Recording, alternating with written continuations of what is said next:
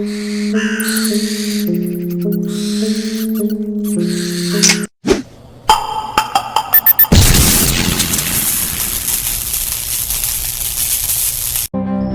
है खौफ के एक नए अध्याय में। क्या आपको बचपन का वो खिलौना याद है जिसे आप जान से ज्यादा प्यार करते थे?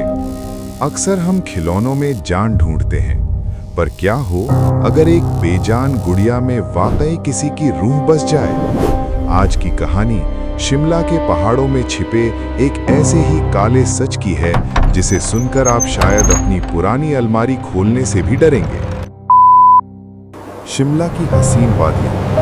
20 साल का आर्यन अपनी 5 साल की छोटी बहन नैना की जान था।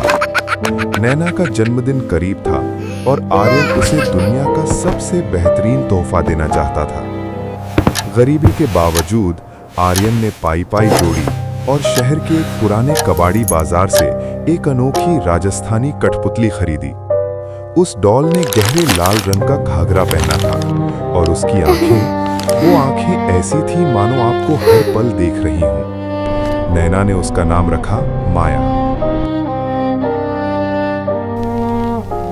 नैना और माया की दोस्ती गहरी हो गई। वो साथ सोती, साथ खाती, लेकिन किस्मत को कुछ और ही मंजूर था। उसी साल दिसंबर की कड़ाके की ठंड में नैना को तेज निमोनिया हुआ। अस्पताल ले जाते समय आर्यन की गोद में ही नैना ने दम तोड़ दिया। उसकी आखिरी पकड़ अपनी गुड़िया माया पर थी। कायदे से नैना की चीजों को जल प्रवाह करना था, पर आर्यन अपनी बहन की आखिरी निशानी को खुद से दूर नहीं कर पाया। उसने माया को घर के हॉल में सजा दिया। असली हॉरर तब शुरू हुआ जब आर्यन ने एक रात हॉल से पायल की खनक और किसी छोटी बच्ची के हंसने की आवाज सुनी। जब वो बाहर गया तो वहां कोई नहीं था, लेकिन एक चीज बदल गई थी।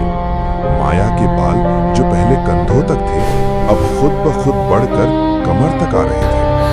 जब आर्यन की मां ने डर के मारे उन बालों को काट दिया, तो उस रात उनकी चीख से पूरा मोहल्ला जाग गया। उन्होंने सपना देखा कि नैना गुस्से में उनकी जान ले रही है, और जब आंख खुली तो माया उनके सीने पर बैठी उन्हें घूर रही थी। घर में अब हर दिन नरक जैसा था। कभी दीवार पर नैना की बनाई ड्राइंग्स अपने आप बिखर जाती, तो कभी बंद खिड़कियों के बावजूद गुड़िया का सिर आर्यन की तरफ मुड़ जाता। घबराकर पिता ने उसे दूर पहाड़ी से नीचे फेंक दिया, लेकिन अगली सुबह वो गुड़िया घर की दहलीज पर भीगी हुई हालत में मिली।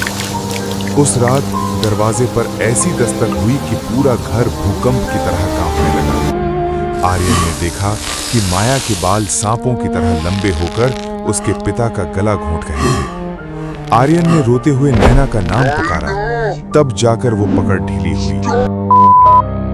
आखिरकार 20 साल तक इस खौफ को ढोने के बाद परिवार ने वो घर छोड़ दिया और माया को उत्तराखंड के एक प्राचीन काली मंदिर के पुजारियों को सौंप दिया।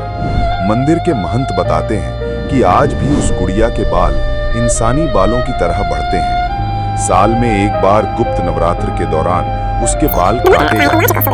पर्यटकों को उसे छूना मना है, क्योंकि कहते हैं कि उसकी आंखों में ज्यादा देर देखने वाले को रातों में नैना की सिसकियां सुनाई देने लगती हैं। क्या ये सिर्फ एक संयोग है, या नैना की तड़पती रूह आज भी माया के जरिए इंसाफ मांग रही है?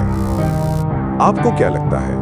अपनी राय कमेंट्स में जरूर बताएं और ऐसे ही रोमांचक कहानियों के लिए सब्सक्राइब करना ना भूलें।